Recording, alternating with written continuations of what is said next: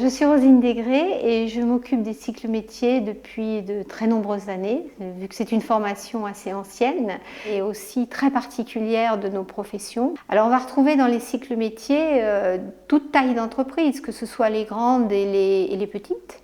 Les cycles métiers concernent ce qu'on appelle l'encadrement intermédiaire. Ça concerne aussi d'autres personnes comme les gens de R&D ou de qualité. Les gens qu'on va retrouver dans cette formation, ce sont des gens qui sont souvent passionnés par leur métier, qui ont envie de transmettre. Et c'est dans ces formations qu'ils vont pouvoir justement exprimer tout ça.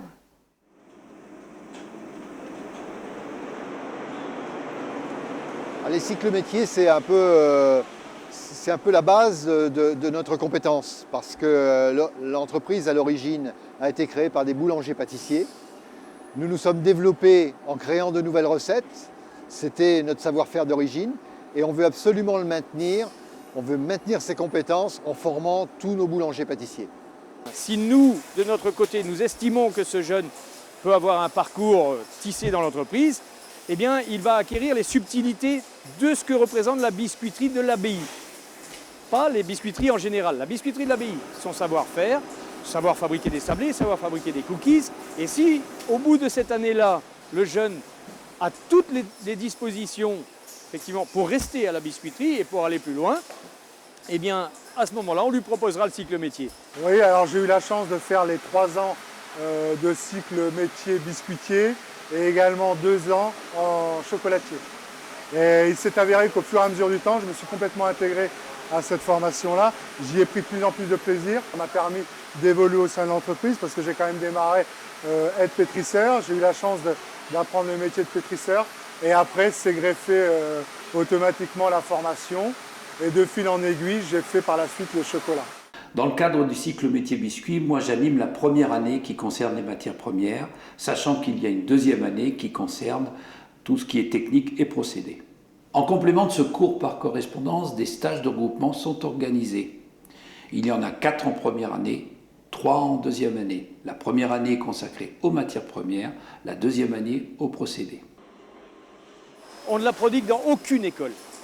C'est quelque chose, vous savez, quand on vous parle de la farine, quand on vous parle des sucres, des matières sucrantes, des poudres à lever, etc., c'est très technique. Et vous ne trouvez pas d'école qui puisse véritablement s'inscrire dans cet enseignement-là, tellement il est pointu.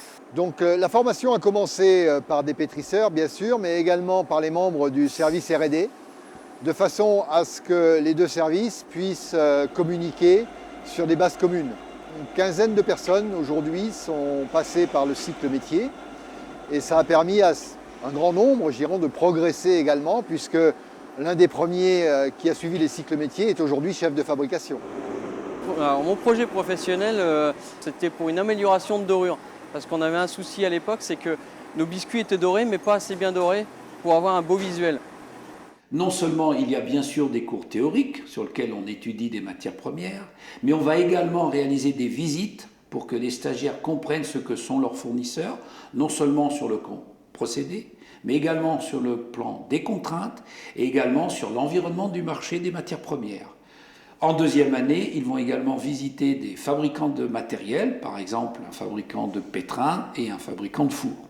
Durant ces stages, nous leur faisons faire également régulièrement des exercices dirigés sur lesquels ils devront eux-mêmes faire des calculs, prendre un certain nombre de décisions. Par exemple, dans le cas des poudres levantes, c'est eux-mêmes qui réalisent des formulations.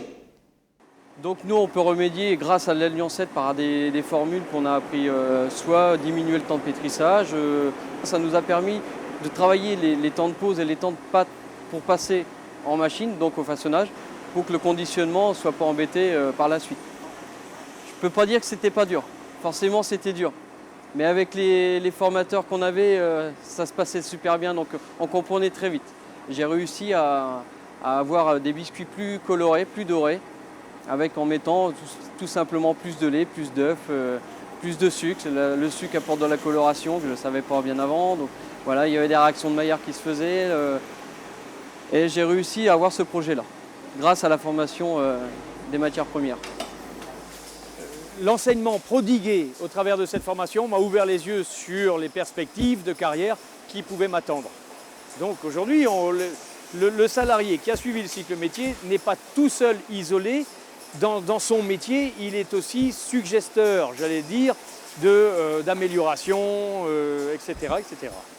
Or, aujourd'hui, avec tout ce qu'on fait, tout ce qu'on sait, on peut se permettre de fixer une vraie logique, c'est-à-dire une viscosité, une limite d'écoulement précise pour le type de biscuit que l'on travaille. Perpétuellement, il faut se former, il faut toujours être au bout du jour. Cette formation est un investissement pour l'entreprise, un investissement lourd quand même parce que nous avons fait passer un grand nombre de personnes au cycle métier.